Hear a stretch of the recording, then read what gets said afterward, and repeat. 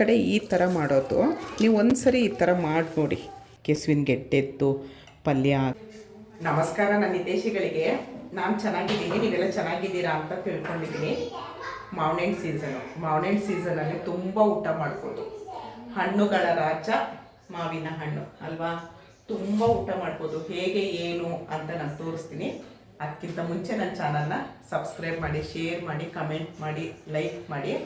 ಈ ವಿಡಿಯೋನ ಎಷ್ಟು ಜನಕ್ಕಾಗುತ್ತೆ ಅಷ್ಟು ಶೇರ್ ಮಾಡಿ. ಯಾಕಂದರೆ ಇದು ಸ್ಪೆಷಲ್ಲು. ಉಡುಪಿ ಕಡೆ ತುಂಬ ಮಾವಿನ ಸಾಸಿವೆ ಅಂತ ಹೇಳ್ತಾರೆ. ತುಂಬ ಚೆನ್ನಾಗಿರುತ್ತೆ, ತುಂಬ ಚೆನ್ನಾಗಿ ಊಟ ಮಾಡ್ಬೋದು, ಒಳ್ಳೆಯದು. ಏನೇನು ಬೇಕು ಅಂತ ಹೇಳ್ತೀನಿ, ಬನ್ನಿ ನೋಡೋಣ. ಮಾವಿನ ಹಣ್ಣು ಈ ಥರ ಇಟ್ಕೊಂಡಿದ್ದೀನಿ. ಮೊನ್ನೆ ನಾವು ಮಡಿಕೇರಿಗೆ ಹೋಗಿದ್ವು. ಮಡಿಕೇರಿಗೆ ಹೋದಾಗ ಅಲ್ಲಿ ಕಾಡು ಮಾವಿನ ಹಣ್ಣು ಅಂತ ಈ ಥರ ಇದ್ದು ಗೊಜ್ಜು ಮಾಡೋದಕ್ಕಂತಲೇ ಇರೋದು. ಅದು ತೊಗೊಂಡು ಬಂದೆ. 100 ರೂಪಾಯಿ kg ಹೇಳಿದ್ರು. 1 kg ತೊಗೊಂಡು ಬಂದೆ. ಅದನ್ನು ಸಿಪ್ಪೆ ಎಲ್ಲ ತೆಗ್ದು ಒಂದೇ ಒಂದು ರಸಪುರಿ ತುಂಬ ಹಣ್ಣಾಗೋಗಿತ್ತು, ಅದನ್ನು ಹಾಕಿದ್ದೀನಿ. ನಾನು ರಸಪುರಿ ಮಾವಿನ ಹಣ್ಣಲ್ಲಿ ಮಾಡಿದ್ರೇ ನನಗಿಷ್ಟ ಆಗೋದು. ಆದರೆ ಇದು ಸಿಕ್ತಲ್ಲ ಅಂತ ಹೇಳಿ ಇತ್ತಲ್ಲ ಅಂತ ಮಾಡಿದೆ. ನಾನು ಅದಕ್ಕೆ ಏನಿಲ್ಲ, ಕುದಿಸೋದು ಮಾಡೋದು ಏನೂ ಇಲ್ಲ. ಅನ್ನ ರೆಡಿಯಾಗಿದೆ. ತೆಂಗಿನಕಾಯಿ ತೊಗೊಂಡಿದ್ದೀನಿ, ಹಸಿ ತೆಂಗಿನಕಾಯಿ ತೊಗೊಂಡಿದ್ದೀನಿ. ಒಣಗೋಗಿತ್ತು, ಅದು ಹೀಗಾಗಿದೆ ಅಷ್ಟೇ. ಹಸಿ ತೆಂಗಿನಕಾಯಿ ತೊಗೊಂಡಿದ್ದೀನಿ.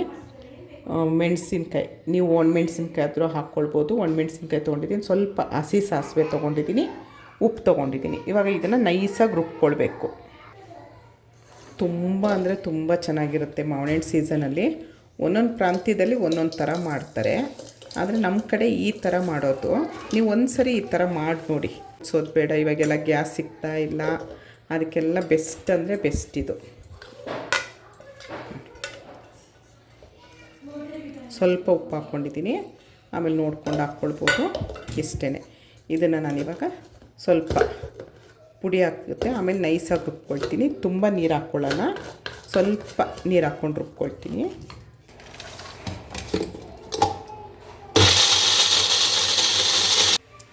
ಈಗ ಸ್ವಲ್ಪ ನೀರು ಹಾಕ್ಕೊಳ್ತೀನಿ, ಯಾಕಂದರೆ ಅದು ಕಾಯಿ ತುರ್ತಿರೋದಿರಲಿಲ್ವಲ್ಲ. ನೀರು ಹಾಕ್ಕೊಂಡ್ರೆ ಒಂದೊಂದು ಸರಿ ನೈಸ್ ಆಗೋಲ್ಲ, ಅದಕ್ಕೋಸ್ಕರ ಈ ಥರ ಮಾಡಿಕೊಂಡೆ. ಈಗ ಸ್ವಲ್ಪ ನೀರು ಹಾಕ್ಕೊಂಡು ರುಬ್ಕೊಳ್ತೀನಿ.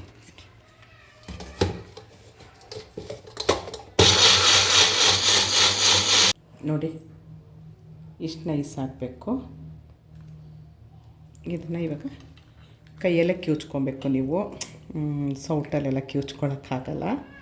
ತುಂಬ ಅಂದರೆ ತುಂಬ ಚೆನ್ನಾಗಿರುತ್ತೆ. ತುಂಬ ನೀರು ಮಾಡ್ಕೊಳ್ಬೇಡಿ, ಮೀಡಿಯಮಾಗಿರಬೇಕು. ಇದು ನಮ್ಮ ಕಡೆ ಎಲ್ಲ ಮದುವೆ ಮನೇಲಿ ಇದರಲ್ಲಿ ತುಂಬ ನಾರಿರುತ್ತೆ ಈ ವಾಟೆಯಲ್ಲಿ. ಈ ವಾಟೆನ ಚೆನ್ನಾಗಿ ಕಿವುಚಬೇಕು. ನೋಡಿ ಈ ಥರ.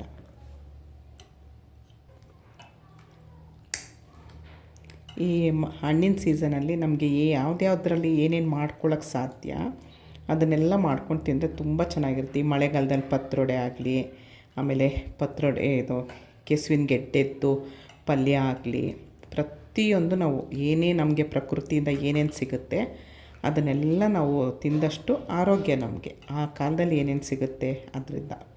ನೋಡಿ ಈ ಥರ ನೀವು ವಾಟೆ ಅದರಲ್ಲೇ ಬಿಟ್ಟರು ಬಿಡ್ಬೋದು, ಇಲ್ಲದಿದ್ದರೆ ತೆಗೆದ್ರೂ ಆಗುತ್ತೆ. ಒಬ್ರೊಬ್ರಿಗೆ ವಾಟೆ ತಿನ್ನೋದೇ ತುಂಬ ಇಷ್ಟಪಡ್ತಾರೆ. ನಾನು ಯಾವಾಗಲೂ ರಸಪುರಿಲಿ ಮಾಡ್ತಾಯಿದ್ದಿದ್ದು. ನಂಗೆ ರಸಪುರಿಲಿ ತುಂಬ ಇಷ್ಟ ಆಗುತ್ತೆ. ಅವಳು ನನ್ನ ಫ್ರೆಂಡ್ ಅನಿತಾ ಇರಲಲ್ಲ, ಅವಳು ಹೇಳಿದ್ಲು, ಹಳೆ ವೀಡಿಯೋ ನೋಡಿರ್ಬೋದು ನೀವೆಲ್ಲ, ಮಡಿಕೇರಿಗೆ ಹೋಗಿತ್ತು, ಅಲ್ಲಿ ಮಾವಿನ ಹಣ್ಣು ತೊಗೊಂಡಿದ್ದೆಲ್ಲ ವೀಡಿಯೋ ಮಾಡಿದ್ದೀನಿ. ಅವಳು ಹೇಳಿದ್ಲು, ಇಲ್ಲ ಇದರಲ್ಲಿ ತುಂಬ ಚೆನ್ನಾಗಿರುತ್ತೆ ತೊಗೊಳ್ಳಿ ಅಂದ್ಲು. ಅದಕ್ಕೆ ಸರಿ ನೋಡೋಣ ಅಂಥೇಳಿ. ಯಾಕಂದರೆ ನಾನು ಊರಲ್ಲಿ ತಿಂದಿದ್ದೀನಿ, ಆದರೆ ನಾನು ಮಾಡಿರಲಿಲ್ಲ. ಹಾಗಾಗಿ ನೋಡಿ ಇಷ್ಟ ಆಯಿತು. ಈಗ ನೀವಿದು ಉಪ್ಪೆಲ್ಲ ಸರಿ ಇದೆಯಾ ಅಂತ ನೋಡಿ. ಈ ಥರ ಉಪ್ಪೆಲ್ಲ ಸರಿ ಇದೆಯಾ ಅಂತ ನೋಡ್ಕೊಳ್ಳಿ. ಬಿಸಿ ಬಿಸಿ ಅನ್ನ.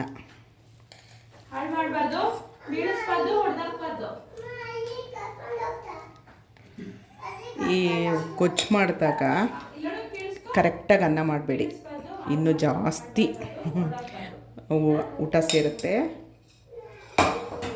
ಅನ್ನನ ಜಾಸ್ತಿ ಇಡಬೇಕು, ಓಕೆನಾ? ನೋಡಿ ಈ ಥರ ಹೇಳಿದ್ನಲ್ಲ. ನಿಮ್ಗೆ ವಾಟೆ ಬೇಕಾದರೆ ತೆಗೀರಿ, ಇಲ್ಲಾಂದರೆ ಹಾಕ್ಬೋದು. ನನಗಂತೂ ತುಂಬ ಅಂದರೆ ತುಂಬ ಇಷ್ಟ. ಅನ್ನ ಊಟ ಮಾಡೋದು ಕಡಿಮೆ ನಾನು. ಈ ಥರ ಮಾವಿನ ಹಣ್ಣು ಸೀಸನಲ್ಲಿ ಸ್ವಲ್ಪ ಇದಕ್ಕೋಸ್ಕರ ನಾನು ಊಟ ಮಾಡ್ತೀನಿ. ಬರೋ ವರ್ಷ ಹೇಗೆ ಏನು ಅಂತ ಗೊತ್ತಾಗಲ್ಲ ಅಲ್ವಾ. ನೋಡಿ, ತುಂಬ ತುಂಬ ತುಂಬ ಯಮ್ಮಿಯಾಗಿರುತ್ತೆ. ನೋಡಿದ್ರಲ್ಲ. ಮಾವಿನ ಹಣ್ಣಿನ ಸಾಸಿವೆ ತುಂಬ ಅಂದರೆ ತುಂಬ ಚೆನ್ನಾಗಿರುತ್ತೆ.